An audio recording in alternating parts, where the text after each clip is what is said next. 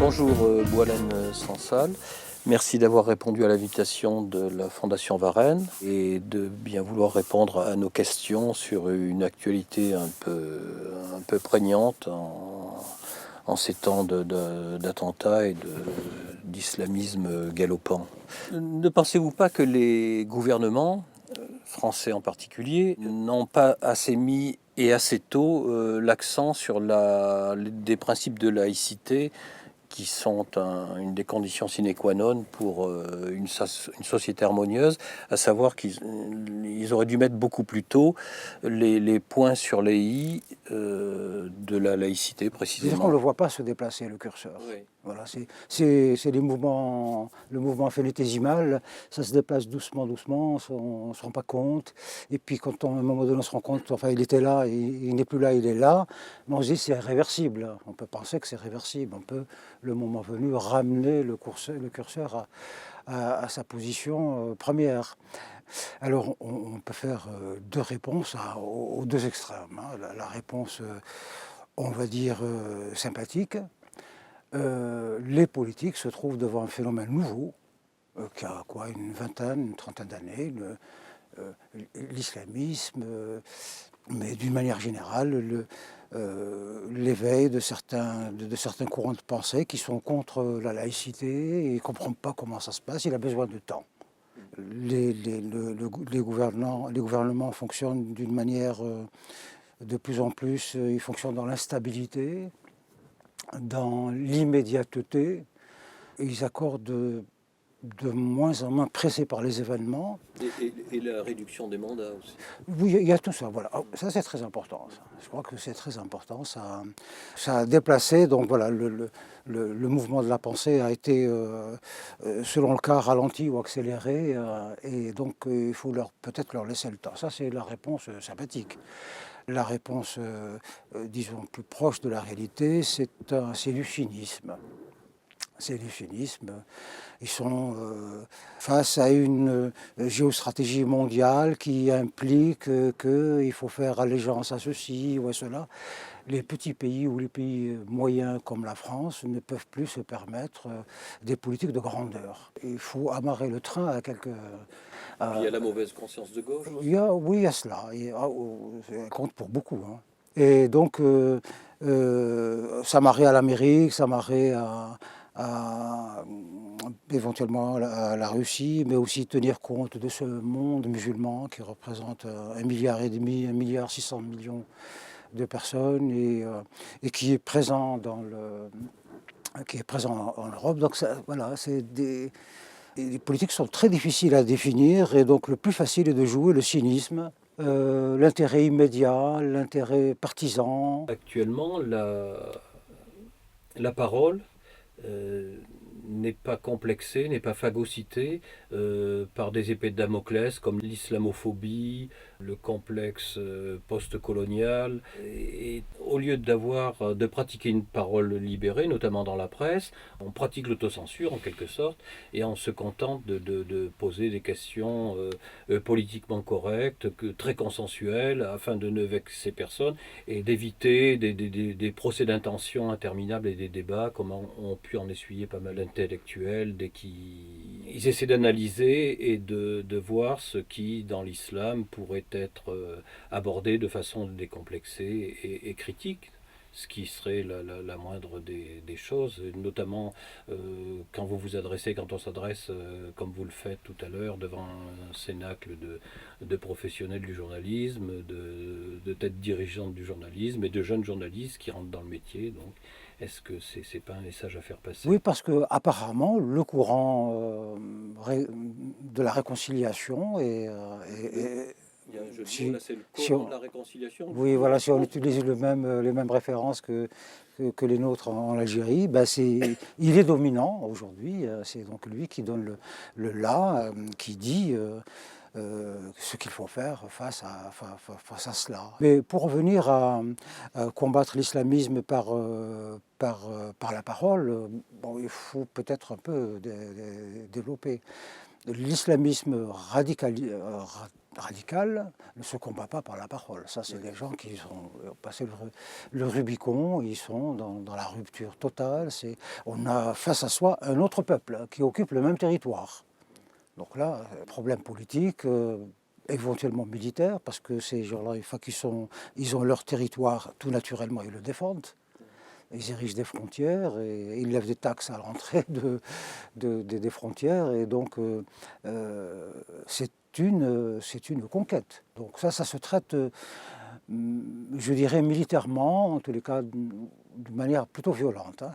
Par la parole, on est bien en amont, c'est-à-dire au niveau des jeunes, des gens qui ne sont au tout début du processus pas de radicalisation, mais d'islamisation. C'est-à-dire ils commencent à regarder cette chose-là. Qu'est-ce que c'est? C'est intéressant. C'est là que la parole est utile. Mais une fois que le processus de radicalisation a commencé, c'est fini, quoi.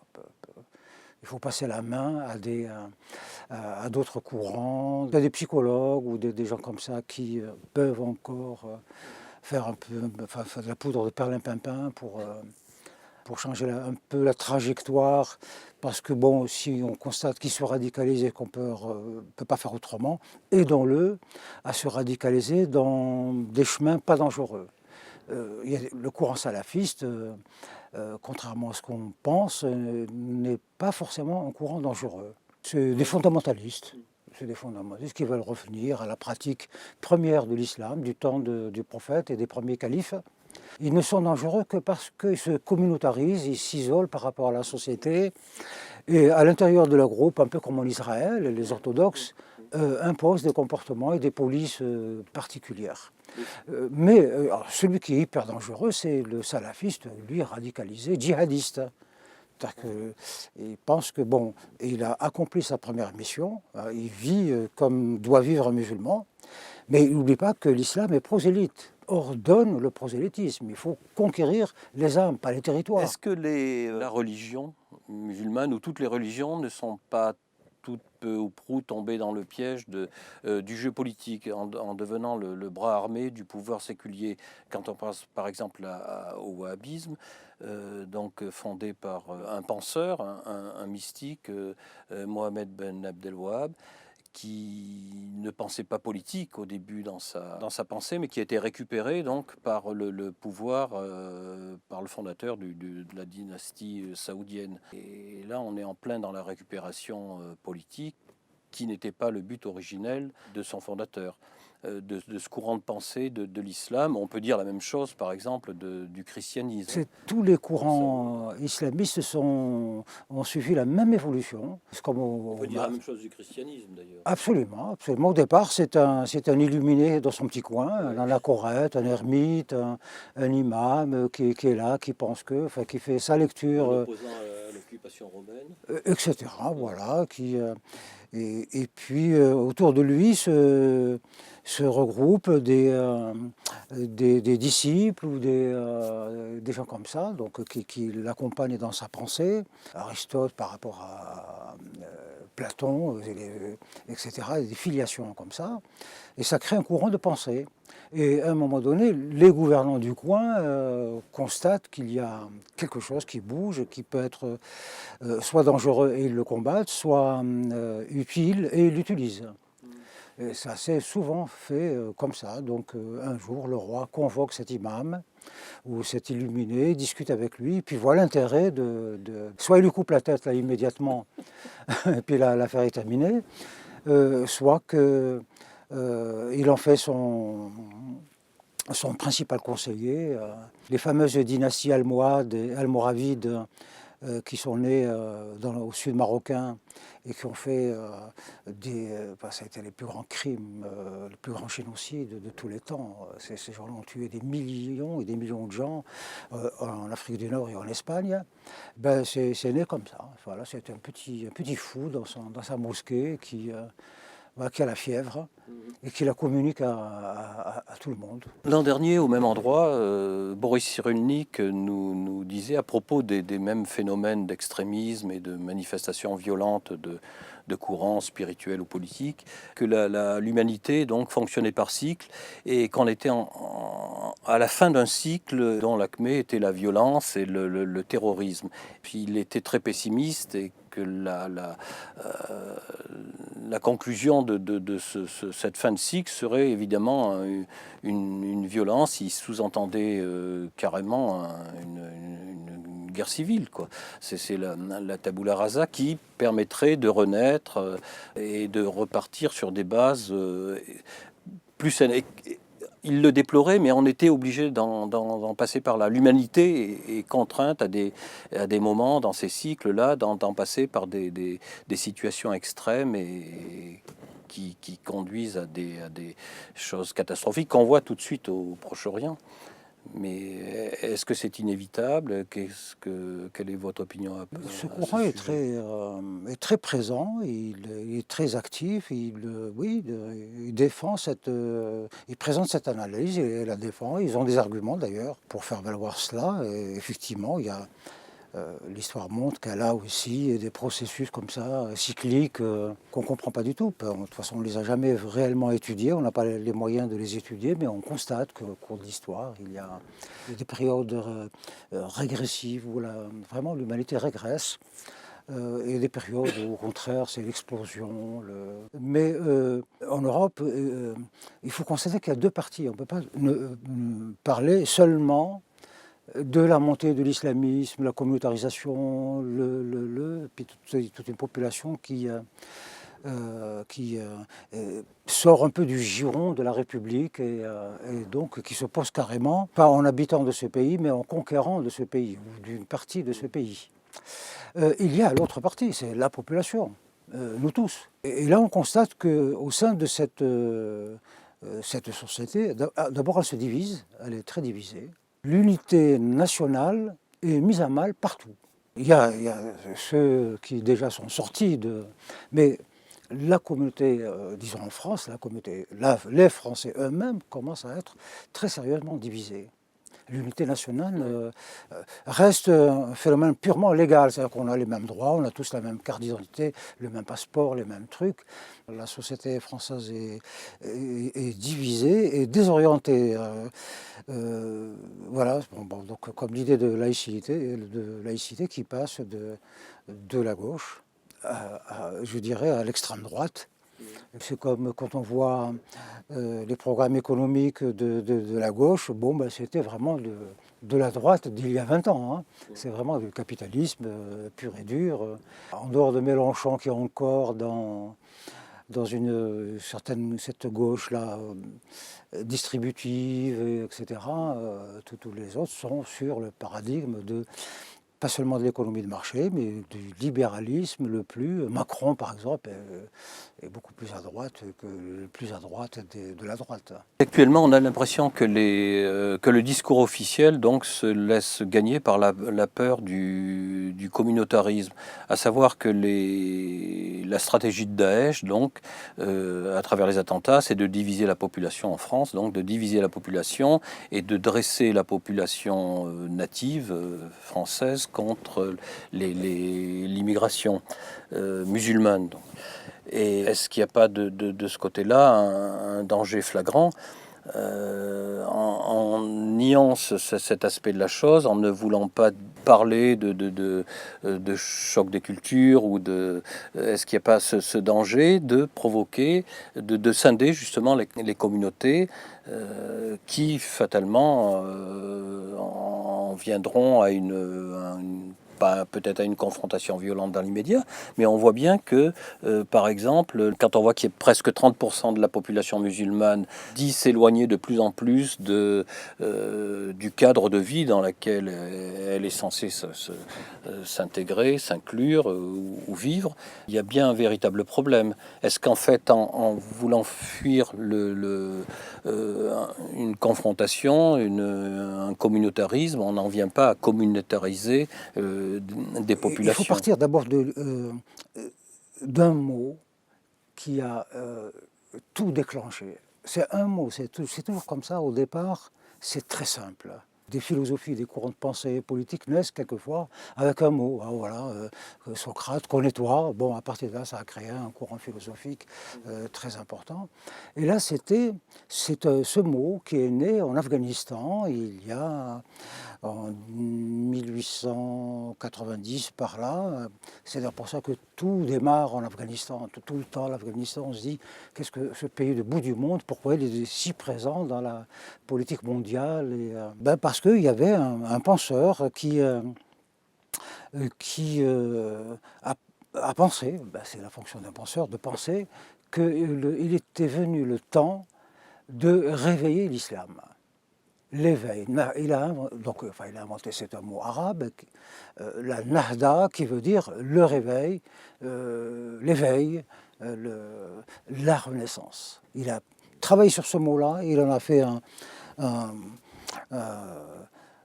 courant de pensée, et autour de lui se sont greffés des disciples sont venus de partout le rejoindre. Cet homme-là qui était un illustre inconnu que personne ne connaissait. Il s'appelle Jamal ad-Din al-Afghani, Jamal ad-Din, l'Afghan. Et découvert par des orientalistes qui l'invitent en France. Les premiers à l'avoir découvert, c'est des orientalistes français. On l'invite en France, et voilà, Jamal ad-Din al-Afghani devenir la coqueluche de la France. Il est reçu à l'Assemblée nationale, à la Sorbonne, à l'Académie française, à droite, à gauche, etc. Et puis ensuite, c'est Londres après le relais, Berlin, etc. Tariq Ramadan de l'époque, reçu partout, donnant une image de l'islam merveilleuse. L'islam, grande civilisation, etc. C'est l'éveil, ça va apporter quelque chose à l'humanité, c'est formidable, etc., etc. Il a été rejoint par de très nombreux disciples qui très vite se sont divisés en plusieurs groupes. Alors, parmi eux, il y avait Hassan el-Benna, le grand-père de Tariq Ramadan dont on vient de parler. Et puis Mohamed Abdou, qui est l'Égyptien, et puis d'autres, voilà, des jeunes comme ça, qui ont la trentaine, bien formés, très politiquement engagés, qui étaient dans leur temps, qui s'impatientaient de voir leur pays décoller, retrouver, l'islam, mais aussi retrouver le sens du progrès, l'idée du progressisme, et tout ça. Et il s'est créé 4 courants. Les uns disaient, on ne peut faire la nahda, le réveil de l'islam, que par les valeurs de la raison. Et ça a créé un courant dont le maître penseur aujourd'hui, il est mort, hier on en parlait, Daniel en parlait, il est mort il y a quelques semaines, c'est Balek Choubel, qui parlait de l'islam des Lumières. Ces jeunes-là disaient utilisons ce qui a permis à l'Occident de faire ses lumières. La raison, la contradiction, une certaine liberté au sein de la société, etc., etc. C'est comme ça que nous ferons la nahda, le réveil de l'islam. Parce que l'islam est lumière, l'islam est science, l'islam est ceci, c'était leur discours. Et puis il y a ceux qui disaient, mais pas du tout. Si vous allez il faut être cohérent. Si vous prenez les valeurs de l'Occident, devenez chrétien. Il vaut mieux rentrer dans leur logique, parce que leurs valeurs procèdent de quelque chose, elles procèdent d'une religion au départ. Et il disait, mais pas du tout. Il faut revenir à la source. Donc c'est les salafistes, le courant salafiste. On refait la lecture, la première lecture du Coran comme elle était écrite, et puis voilà, on en reste là. Et c'est ça la renaissance de l'islam. Et le troisième courant, c'est celui des frères musulmans qui disait Taratata, il n'y a de véritable nahda qu'avec le peuple. Ce n'est pas une histoire de penseurs dans un coin, il faut travailler avec le peuple. Le peuple, il faut l'éduquer, il faut créer des machins, etc. C'est des enfants, le peuple est ignorant et faible et tout, mais c'est aussi la force. C'est avec le peuple que l'on fait les révolutions. C'est le mouvement des frères musulmans. Et le quatrième le quatrième courant, ils disent que Dieu n'a négocié avec personne, ni avec les peuples, ni avec les gens, ni avec les rois. Dieu impose. Donc c'est le djihad, c'est l'épée. C'est par l'épée qu'on impose l'islam et qu'on fait le réveil de l'islam, c'est ça. C'est l'imposer à tout le monde, c'est la conquête du monde. Et ces 4 courants, on ne parle que des sunnites, hein, parce que les chiites, ils ont une autre démarche. Bon. En ne parlant que des sunnites, qui représentent quand même 90% des musulmans dans le monde, se battent en France, en Europe, sur ces 4 fronts. Ben, comme on dit, on part au plus pressé. Le plus pressé, c'est les djihadistes, ceux qui prêchent la violence et qui veulent prendre le pouvoir par les armes. Ben, c'est comme ça dans le Coran. Et le Coran ne parle que de vaincre les mécréants, détruire, tuer les idolâtres, etc. Donc il n'y a pas de négociation avec eux. Il ne faut pas négocier avec eux, il faut les tuer. Ou il se convertit, ou on le tue. Donc c'est ça qui est pressé. Et donc l'appareil d'État qui est très lourd, c'est structuré autour de ça. C'est la police, la gendarmerie, le contrôle aux frontières, enfin, tout le sécuritaire, j'allais dire, tout le Bataclan du sécuritaire. Bon, mot malheureux, mais voilà, c'est ça. Et les 3 autres courants sont considérés comme, bon, il n'y a pas urgence. Or, c'est eux le véritable problème. Il y a 50 ans, il y avait 2-3 mosquées en France. Il y en a 2500 aujourd'hui. Ils sont construits 2000. Là, pendant qu'on parle, ils sont construits 2000. Mais ça, c'est pas Daesh, ça. Ça, c'est le Maroc, c'est l'Algérie, c'est l'Arabie Saoudite, c'est le Koweït, c'est le Soudan. C'est tous ces pays-là qui investissent, qui travaillent via leur ambassade, via leur institut, via leurs représentants, via leurs juristes, leurs universitaires qui sont partout. Voilà, comme le Tariq Ramadan, etc., à travers leurs financiers. La finance islamique représente maintenant des centaines de millions de dollars dans le monde. Ils sont dans tous les secteurs, pas seulement dans le halal, pas dans l'alimentaire, ils sont dans le bancaire, ils sont dans la finance, ils sont dans le transport, ils sont dans les médias, ils ont des télévisions partout, ils ont des journaux partout, ils ont des universités, c'est celui-là qui est dangereux. Et puis il y a les frères musulmans. Alors, voilà, Tariq Ramadan, Tariq Oubrou, qui sont là, proches de la population, qui le mobilisent intelligemment, avec de très beaux sourires. En Algérie, on les appelle les islamistes en costume cravate. Voilà, ils sont propres sur eux. Et ils font un travail très intelligent, de proximité avec... ils sont proches de la mosquée. Les premiers ne sont pas liés à la mosquée. C'est des stratégies politiques, voilà, c'est des stratèges. Et puis il y a le courant des Lumières. En fait, il est ridicule. Il se réduit à quelques individualités ici et là. Moi, j'avais souvent des discussions avec mon ami Malek Chebel, qui, partant des Lumières de l'Occident, donc s'inscrit dans cette démarche d'islam des Lumières. Mais je lui faisais remarquer, mais je lui dis, mais Malek, les Lumières en Occident se sont faites par le divorce avec la religion. Et là, on veut l'islam des Lumières.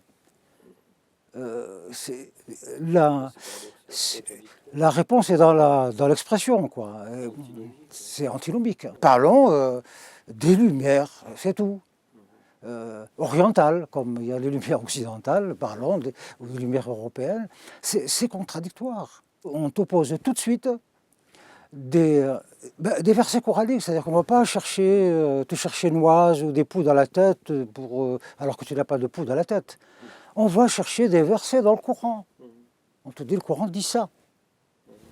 Et les lumières, il faut les définir aussi, ces lumières orientales, mais j'imagine que, puisque elles sont construites sur le modèle occidental, c'est qu'elles intègrent l'idée de droit humain, pas droit divin, de liberté, de choses comme ça, ces valeurs-là.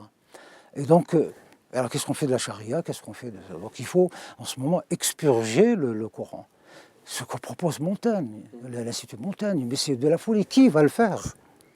Qui va dire aux musulmans qui sont très attachés à leur religion, bon, alors ce verset, les amis, hop, on barre. Et là, si on fait ça, on déclenche une guerre mondiale. Ah oui. Voilà, pour éviter la guerre, la petite guerre, on va déclencher une grande. Donc, ce sont ces quatre courants. Le danger viendra le jour où ces quatre courants vont faire leur jonction. Parce que pour le moment, ils se détestent radicalement. Les uns traitant les autres de sauvages, et les autres traitant les premiers de collaborateurs, de collabos, d'être en réalité entre les mains d'Israël ou des trucs comme ça, etc., etc. Donc il y a une très très grande division entre eux. Tous sont dans une démarche de conquête. Les djihadistes et les frères musulmans ont conquis les banlieues. Là où il y a la majorité est musulmane, s'applique la charia. Même si c'est un seul, 51%, si une population de 100, il y a 51 musulmans, c'est la loi islamique qui s'applique. Est-ce que l'irrémédiable n'a pas été commis donc aussitôt après-guerre, pendant les 30 Glorieuses, au tout début des 30 Glorieuses, quand on a commencé à reconstruire la France et qu'on avait besoin d'une main-d'œuvre, donc fatalement immigrée, pour pallier la dépopulation, la démographie qui était sérieusement entamée par les pertes pendant le conflit, le dernier conflit mondial? Est-ce que si on avait repensé vraiment un urbanisme cohérent et harmonieux, au lieu de ghettoiser à la sauvette dans des cités dortoirs dans la périphérie des villes, qui ont donné lieu à des foyers de communautarisme, et maintenant donc qui sont gagnés par les ultra-religieux, voire le fanatisme, hein. Il ne faut pas avoir peur des mots. Est-ce que là... Est-ce que c'est irrémédiable? Ça l'est certainement. Vous le dites, vous êtes très pessimiste dans ce sens-là. On aurait au moins évité les salafistes et les radicaux, quoi. Pour les autres, le processus aurait continué, mais bon, mais avec eux, il y a moyen de travailler, il y a moyen de... Là, on est le dos au mur.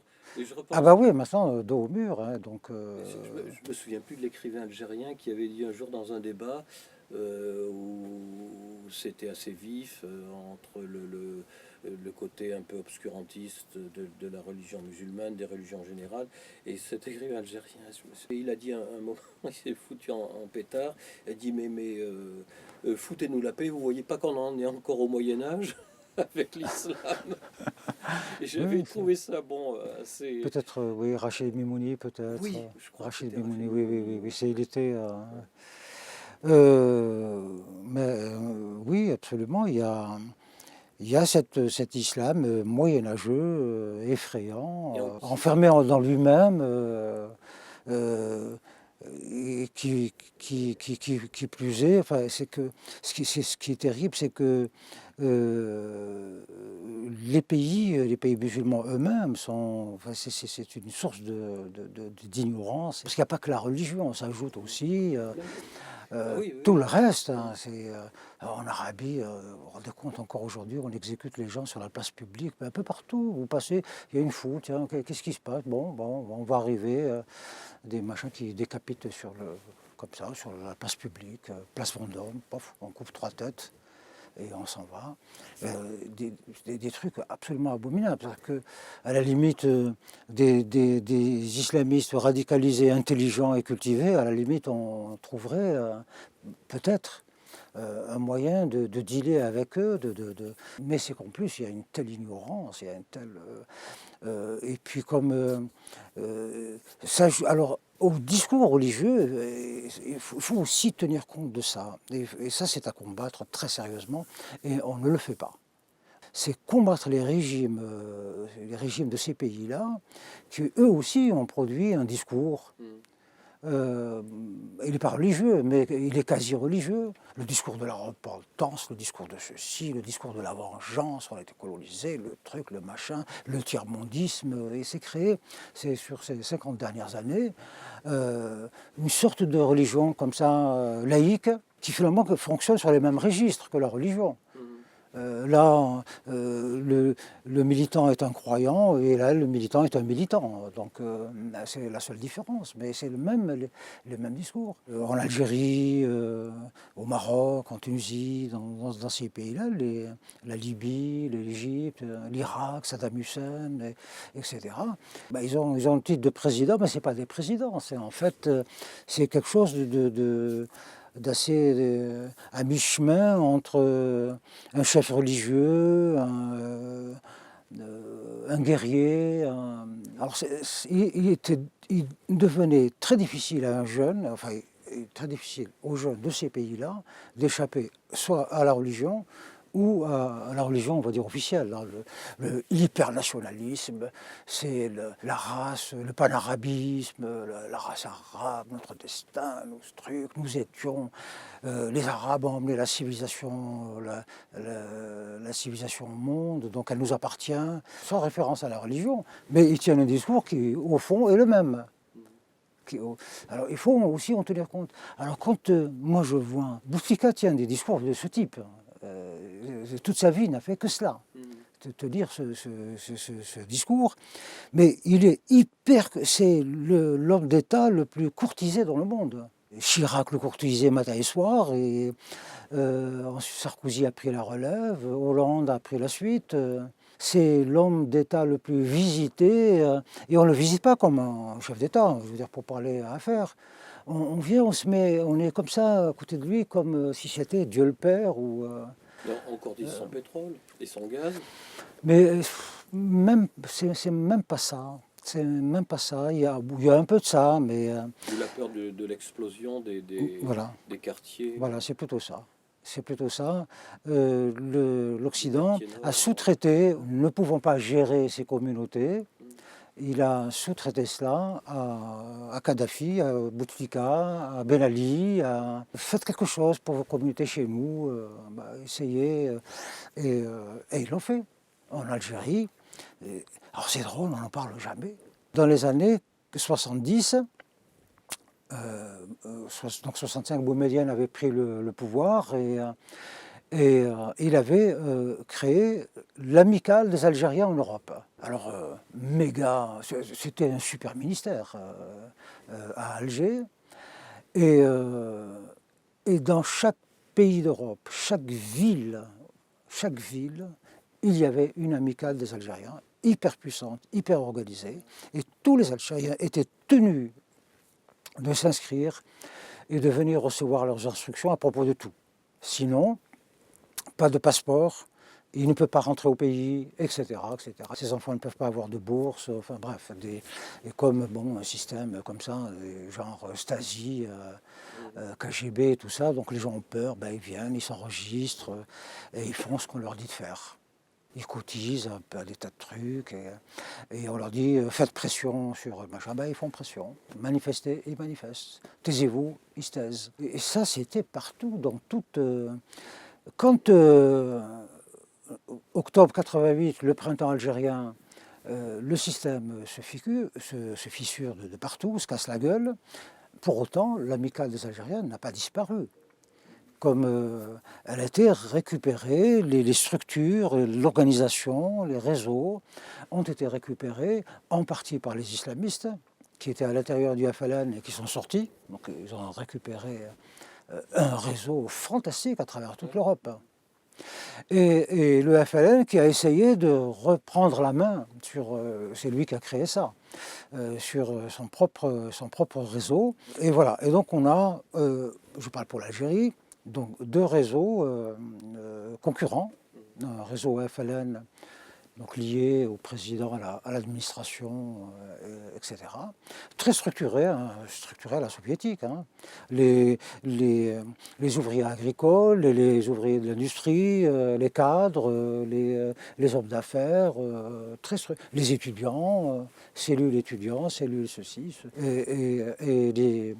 ceux qui ont plutôt rejoint le courant religieux sont organisés plutôt par mosquées, des choses. Mais le Maroc, pareil, hein, l'organisation du Maroc aujourd'hui est vraiment très très très puissante. Beaucoup de penseurs, de politologues, de philosophes comme Michel Onfray pensent que l'actuel extrémisme montant a été provoqué donc en grande partie par les opérations militaires qui ont été conduites en Irak avec l'opération Tempête du désert et puis en Syrie et en Libye aussi. Donc c'est ce sentiment qu'on a provoqué dans les populations arabes d'un Occident agresseur, des croisés donc allant défendre aujourd'hui donc la démocratie et la laïcité. Est-ce que c'est pas une des causes de cette montée de l'islamisme et de l'islamisation des banlieues? J'y crois pas un instant. Et on peut le vérifier très facilement. Il suffit d'ouvrir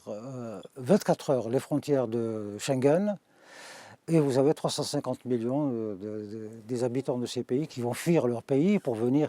Mais ça devient un discours c'est les sergents recruteurs. Au temps des rois, les sergents recruteurs qui allaient de village en village recruter, ben c'était ça leur discours. Ils nous agressent, les Autrichiens nous agressent, venez sauver le roi. On ne parlait pas de patrie, le roi va être... Donc il y a un discours effectivement des islamistes là, pour recruter les jeunes, c'est ce qu'on leur dit. Alors qu'ils sont, en fait, ils sont tout contents. Les islamistes sont tout contents. C'est l'action américaine, etc., qui a fait tomber Saddam Hussein, leur tyran. Et depuis, ils prospèrent. Avant, ils ne bougeaient pas. Il n'y avait aucun islamiste. Ils étaient 6 pieds sous terre. Hein. Oui. Les Américains leur ont rendu service. Ils ont détruit Saddam Hussein, mais ils ont détruit toute l'infrastructure sécuritaire. L'armée, la gendarmerie, les services secrets et l'administration. Et du coup, les islamistes et les gens qui avaient été éduqués par Saddam Hussein dans la laïcité. Les cours de religion étaient interdits. Pas de construction de mosquées. Bon, les anciens, ok, ils étaient là. C'est des trucs touristiques. Mais pas de construction de mosquées, pas d'enseignement religieux, rien du tout. Et ils étaient dans la clandestinité. Et donc, leurs sergents recruteurs, sur quelle base ils vont recruter? C'était cette base-là. Mobilisez-vous, regardez ce que le chrétien... le chrétien, mais on s'en fout. Nous, s'ils nous donnent le visa, on va chez eux. Les guerriers, c'est pas chez les démocrates qu'on les trouve, hein, c'est chez les islamistes. Eux, ils sont rapides à prendre les armes et à monter à l'assaut, alors que les autres, ils veulent d'abord comprendre, réfléchir, de quoi s'agit-il et pourquoi et comment. Est-ce que la diplomatie, ce serait pas mieux? De plus en plus, on voit la presse prise de court et dépassée par l'événement. On n'a plus le temps du recul nécessaire pour analyser des phénomènes assez complexes, comme l'islamisme, l'islam tout simplement, mais l'islamisme radical, le terrorisme. Et pris de court, on traite l'information à chaud, sans recul et sans analyse qui est nécessaire et qui serait indispensable pour se rapprocher de la population, du lectorat, et lui fournir les clés qui lui permettraient de comprendre un peu plus ce qu'il est en train de vivre, et des fois de façon très violente. La presse donc serait dans l'incapacité de remplir véritablement sa vocation, ses fonctions. Oui, c'est-à-dire que non seulement elle ne le remplit pas, mais dans certains cas, elle fait de la politique. C'est une dérive totale. Les médias appartiennent à de grands groupes privés qui sont en relation d'affaires avec tous les pays arabes et musulmans, et donc ils contrôlent la chose. La situation interne de la France implique aussi un discours. Eux, ils pensent qu'il est nécessaire de tenir un discours un peu comme ça, un peu rond, quoi. Il ne faut pas d'aspérité, pas de. Mais c'est que globalement, le système d'une manière générale envoie des des éléments de langage qui sont pas clairs du tout. Et le même journaliste, dans la journée, reçoit 10 éléments de langage. C'est soit haro sur ceci, ou au contraire, on n'en parle pas. Et donc, il ne sait pas comment se déterminer. Et donc, comme c'est une chaîne du patron jusque... et donc là, les atermoiements des uns et des autres, ça s'additionne, s'ajoute pour créer une situation comme ça. Et la réponse, elle est hyper dangereuse. La réponse que la société est en train de produire, c'est on va dire les médias de réinformation à travers Internet. Oh là là, bon, donc alors ils font le constat, et ils ont raison de le faire. La presse n'informe pas, elle n'explicite pas, elle est au service d'eux. Ils disent ça parce que leur patron, Bolloré, voilà, il a des projets, un truc, voilà. Et donc, nous, on va faire de la réinformation. Mais en fait, ils font presque pire. On est passé d'une presse écrite identifiée, donc à travers des titres, des orientations politiques et éditoriales repérables, à Internet, qui est un véritable fleuve, un flot d'informations continues, qui traite dans l'immédiateté l'actualité, donc le factuel. Mais sur Internet, on trouve de tout et son contraire, y compris des discours très, très bien faits, qui proviennent de sites extrémistes, qui noient le poisson très habilement et qui concourent justement à radicaliser une population beaucoup plus fragile psychologiquement, qu'on trouve évidemment dans des milieux défavorisés, dans les banlieues, etc. Ils travaillent sur des niches comme ça, parce que bon, ils visent une clientèle. Cette clientèle est comme ça, elle est paramétrée comme ça, donc on travaille pour elle, quoi. Et puis comme maintenant, de plus en plus de gens parlent plusieurs langues, par exemple en Algérie, je veux dire que tous les gens qui savent lire et écrire, que ce soit en arabe ou en français ou en anglais, ils ne sont pas du tout tournés vers les médias algériens, qui émettent dans le vide, personne ne les écoute. Ils sont sur les chaînes françaises ou anglaises ou américaines. C'est-à-dire qu'avant, le gars était chez lui, le journal arrivait. Donc on lui amène le journal, chez les Américains, on lui jette sous un petit gamin qui passe en vélo, il lui jette, il ouvre la porte, c'est là. Aujourd'hui, les gens, quand même, vont chercher des informations. Ils se mettent devant leur ordinateur et puis ils naviguent. Hein. Ils vont lire le Washington Post, ils lisent le Herald Tribune, Le Monde, voilà, et ils font leur truc. Et comme maintenant, tous les grands pays émettent au moins en anglais, en français, en arabe, donc on a accès aux médias du monde entier. Alors, pour vous, l'information est bonne si vous y croyez. Voilà, si on vous dit, si vous y croyez, elle est bonne. Et si évidemment vous pensez autre chose, vous dites oh non, mais ça c'est un fake, c'est pas sérieux. Oui, il n'y a pas un témoignage de la culture qui ne soit pas aussi un témoignage de la barbarie, disait Walter Benjamin.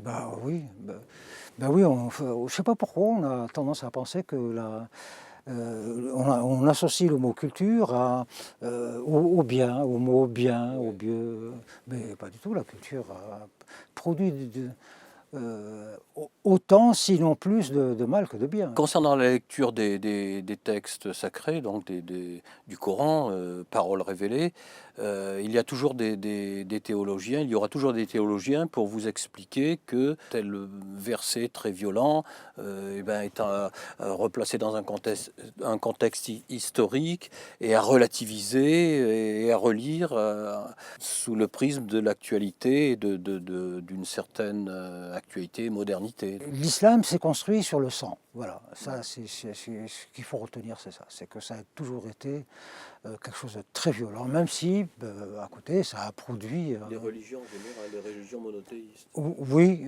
et en particulier l'islam, quoi. En particulier l'islam. Vous allez encore vous faire des amis, là? Non, c'est un discours que j'ai déjà... les gens savent ce que je pense, donc ça ne les surprend pas. Donc, Mais c'est courageux de le dire, quand même. Oui.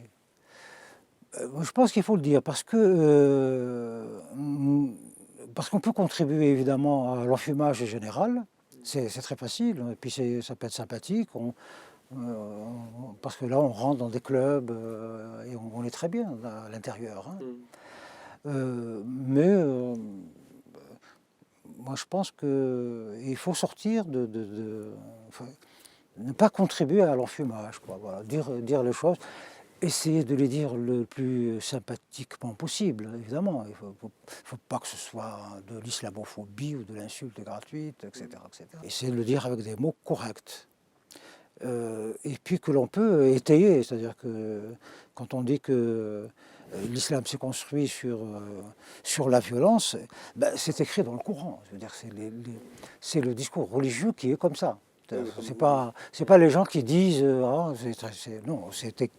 ça fait partie de la démarche. Dans tout ça, il y a quand même des musulmans qui sont des gens tranquilles, qui croient à ces choses-là, ils sont bien là-dedans, psychologiquement ils sont bien, et puis eux, comme une pioche dans la chose que ce qui est bien, évidemment, ils sont convaincus que c'est bien. Quand on leur dit « Ah oui, mais page 2, il y a ça aussi, page 8, il y a ça, et page 12, il y a ça. » Vous dites « Oui, mais ça, c'était le contexte de l'époque, etc. » L'idée, voilà, un truc. Alors on dit mais écoutez, les musulmans, le statut de la femme, c'est abominable, mais vous vous rendez compte, on les oblige à se couvrir, voilà, enfin, ce discours-là sur la femme. Qu'est-ce qui est la réponse est, mais pas du tout. C'est l'islam a libéré la femme. Alors on dit, ah bon, et comment? Ben oui, parce que avant l'avènement de l'islam, les filles étaient enterrées vivantes. Quand la première naissance, si c'est une fille, c'est une honte. Et quand c'est une fille, alors honteusement, on ne le dit pas, et donc discrètement, on amène le petit chaton là, et on le noie, et on l'enterre vivant. Enfin, vivant, ça a été ajouté par la suite. On tue peut-être, et puis et on enterre. Et alors le prophète avait dit non, c'est cette pratique, il faut arrêter cela, quoi. Ben, c'est Dieu qui t'a donné une fille, donc tu acceptes la fille. Bon, voilà. Et donc du coup, c'est devenu à libérer la femme. Mais non, il a libéré les fous. Qui tuaient les filles, il les a libérées de la folie d'aller assassiner le premier enfant quand il est féminin. Mais voilà, ils se sont construits, se disent non, l'islam a comme libéré la femme parce qu'à l'époque on les tuait. Mais on ne tuait pas toutes les filles, on tuait la première et ceux qui avaient des fonctions d'autorité, c'est-à-dire les chefs de tribu, les grands guerriers qui, évidemment, eux sont dans le système. Ils sont des agents d'autorité, d'ordre. Et donc, eux produisent du guerrier, quoi. Mais le petit paysan du coin, une fille, ça l'intéresse aussi bien qu'un garçon, parce qu'elle tient à la cuisine, elle fait les travaux ménagers. C'est des agents économiques formidables. Merci Boualem Sansal pour cet entretien extrêmement nourri, documenté et convivial, confraternel. Voilà, merci bien.